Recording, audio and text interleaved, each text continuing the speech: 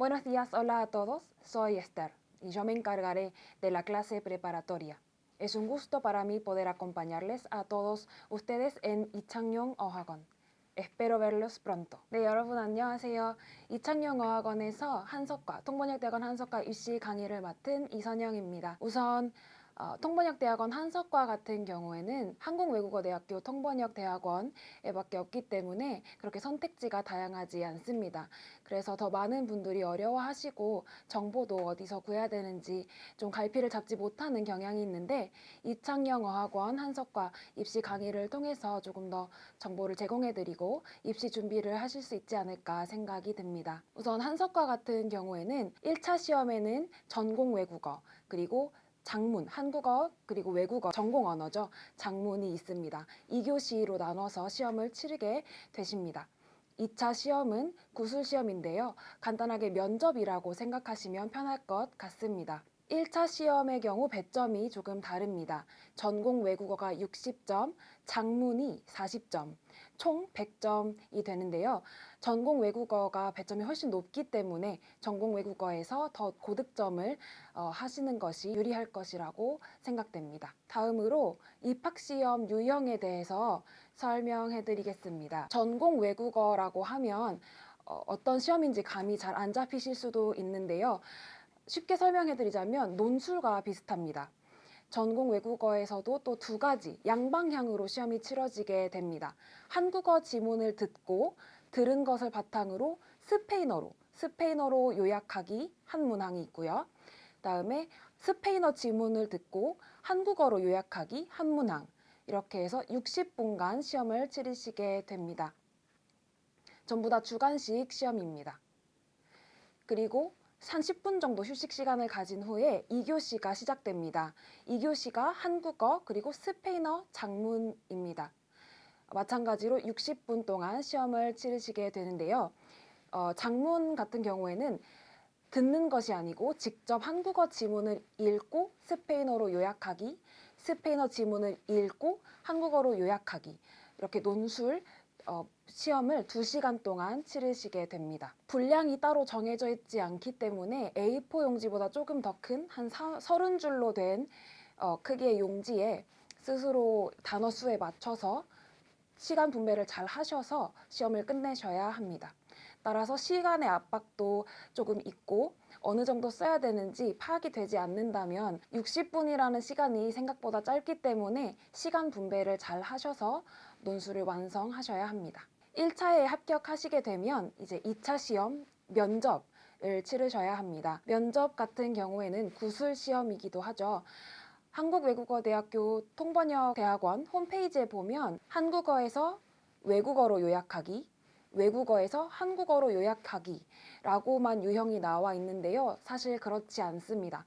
한국어로 듣고 한국어로 요약하기 혹은 한국어로 답하기가 될 수도 있고 스페인어를 듣고 스페인어로 답하기가 될 수도 있고 또 반대로 A, B, BA 한국어를 듣고 스페인어로 듣고 한국어로 답하기가 될 수 있기 때문에 여러 가지 가능성을 두고 준비를 하셔야 실제 면접에서 당황하지 않을 수 있습니다. 우선 전공 외국어의 경우 앞서 말씀드렸다시피 학교에서 정해주는 분량이 없습니다. 즉 몇 자 이상 서술하시오 이렇게 정해진 것이 없기 때문에 최대한 많이 듣고 많이 노트 테이킹하고 디테일도 잘 잡아서 조리 있게 논술 형식으로 글을 쓰는 것이 매우 중요합니다. 그렇지만 그렇다고 모든 핵심 단어, 모든 디테일, 뭐 예를 들어서 숫자나 날짜, 사람 이름까지 내가 듣고 전부 다 적겠다 하면 큰 줄기, 중심 내용을 놓쳐서 오히려 옆길로 셀 수 있기 때문에 큰 틀을 파악하면서 디테일을 잡는 것이 매우 중요합니다. 그리고 그 부분에서 훈련이 가장 많이 필요하다고 저는 생각이 듭니다. 핵심 내용이 무엇인지 파악하면서 듣고 또 적는 것까지 다양한 능력이 필요하기 때문에 충분히 연습을 하셔야 합니다. 또 당연한 말일 수 있지만 통번역 대학원이기 때문에 스페인어 실력이 기본이 되어야 합니다. 어느 정도 고급 스페인어 이상은 구사를 하셔야 시험에 나오는 지문을 이해할 수 있고 또 통번역대학원 레지스터에 맞는 논술을 하거나 면접을 볼 수 있기 때문에 정확한 스페인어 구사가 필요합니다. 논술을 할 때도 문법 실수가 있으면 안 되겠죠. 그리고 모국어, 한국어, A 언어라고 하죠. 한국어 이해도 또한 매우 중요합니다. 그래야만 한국어 지문을 잘 듣거나 읽고 조리 있게 스페인어로 작문을 할 수 있기 때문에 한국어 지문을 바탕으로 그래서 스페인어, 한국어 두 언어의 이해도 그리고 실력이 매우 일단 기본이 되어야 하는 것 같습니다. 전공 외국어 시험 같은 경우에는 우선 귀로 들으면서 적어서 내가 적은 거를 바탕으로 논술을 하셔야 하기 때문에 노트 테이킹 능력이 중요한데요. 우선 귀로 들은 것을 내가 잘 적어야 적은 것을 보면서 논술을 하는 것이기 때문에 잘 듣고 노트 테이킹을 하고 또 노트 테이킹을 한 것을 기반으로 구조화하여 글을 작성하는 능력이 필요합니다. 그래서 저희 학원을 통해서 이 부분 학습하시면 좋을 것 같습니다. 글을 작성하는 유형 또한 정해주지는 않습니다. 하지만 서론, 본론, 결론으로 나눠서 논술한다라고 생각하시면 좋을 것 같습니다. 또 화려한 어휘를 막 나열하고 전문 용어를 사용하고 하는 것보다 읽는 사람이 얼마나 쉽게 내 글을 읽고 이해할 수 있을 것인가에 중점을 맞춘 글이 저는 좋은 글이라고 생각합니다. 꼼꼼한 요약과 가독성 좋은 글이 항상 긍정적인 평가 대상이 된다고 생각하시면 될 것 같습니다. 하지만 그렇다고 너무 가벼운 어휘를 사용해서는 안 되겠죠. 통대 입시의 격에 맞는 어휘를 구사하셔야 합니다. 예를 들어서 금리가 올라간다, 금리가 내려간다 보다 금리가 인상되다, 금리가 인하되다와 같은 시사적인 용어를 많이 공부해 두셔야 합니다.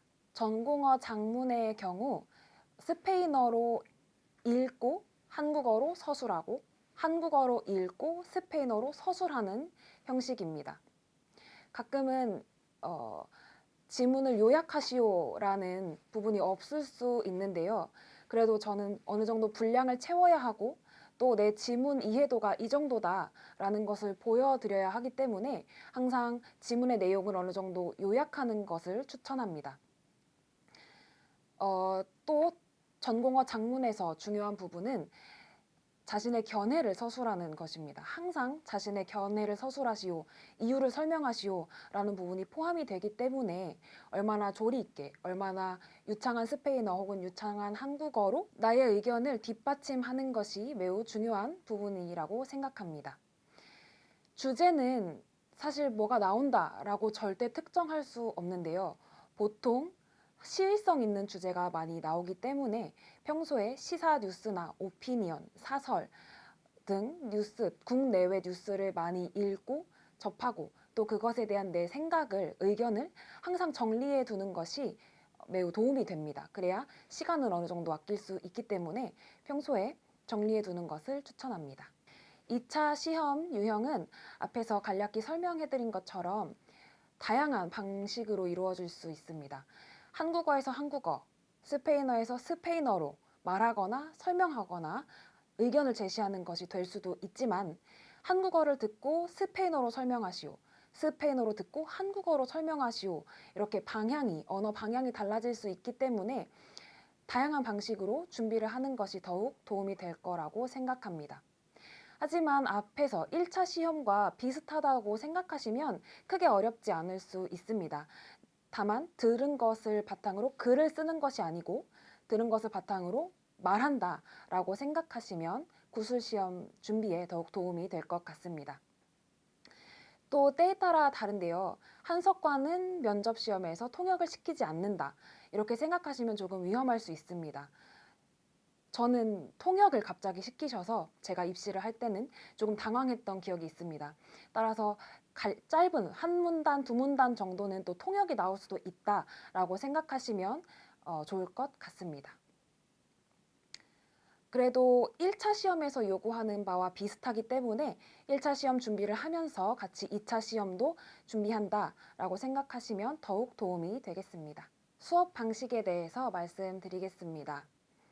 우선 처음 시작할 때는 바로 스페인어 지문을 읽고 한국어로 서술하고 이렇게 한다기보다 한국어 지문을 읽고 한국어로 요약하고 스페인어 지문을 읽고 스페인어로 요약하고 이렇게 AA, BP 방향으로 시작을 해보려고 합니다. 기본적으로 이해도가 얼마나 되는지 또 글쓰기 능력이 얼마나 되는지 본인 스스로 본인을 평가할 수 있어야 AB 방향으로 가든 PA 방향으로 가든 조금 더 유리하기 때문에 우선은 한국어, 스페인어 방향으로 시작을 해보려고 합니다. 마찬가지로 읽고 쓰는 것이 훈련이 된다면 수업에서 노트 테이킹 연습도 함께 할 예정입니다. 노트 테이킹이란 듣고 적는 건데요. 생각보다 많은 학생들이 처음에는 어려워합니다. 왜냐하면 듣는 것을 전부 다 하나도 빠짐없이 놓치지 않고 적겠다라고 하면 그 글의 큰 흐름을 놓치고 결국에는 내용 파악을 제대로 못하는 경우가 발생합니다. 그리고 사람마다 개개인의 습관 혹은 선호도에 따라서 노트 테이킹 방식이 다릅니다. 노트 테이킹은 이렇게 하는 거다 라고 공식처럼 되어 있지 않기 때문에 수업에서 함께 노트 테이킹 연습을 하면서 각자의 스타일도 찾아가고 또 감을 찾아가는 그런 연습을 함께 수업에서 하고자 합니다. 또 다양한 텍스트를 읽고 한국어, 스페인어로 의견 쓰기 등 장문 연습도 다룰 예정입니다. 다양한 텍스트라고 한다면 국내외, 뉴스, 정치, 사회, 문화, 철학 할 것 없이 정말 방대한 텍스트를 다루셔야 합니다. 어느 해에는 뭐가 나왔다, 또 어느 해는 이게 나왔다 해서 그것만 따라가서는 통번역대학원 입시에 전혀 도움이 되지 않습니다. 철학 지문이 나올 때도 있었고요.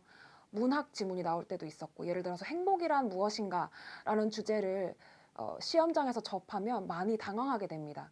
따라서 너무 딱딱한 뉴스보다 그런 것도 물론 해야 하지만 저희 수업에서는 조금 더 혼자 공부할 때 어려운 문학, 철학, 이런 예술과 같은 지문도 함께 다루면서 입시에 대비해드릴 예정입니다. 기본적인 훈련이 끝난 이후에는 제가 직접 현장에서 낭독을 해드리면 낭독을 듣고 실제 시험처럼 낭독을 듣고 작문까지 하는 방식으로 수업을 할 예정입니다. 제가 스페인어 사용국에서 10년 정도 살았기 때문에 원어민에 가까운 발음일 수 있지만 그래도 다양한 발음을 들어보는 것이 좋기 때문에 현지인 분께도 오디오 녹음을 부탁드려 볼 수도 있고요. 다양한 녹음 파일을 통해서 시험에 대비하는 그런 수업으로 진행하고자 합니다.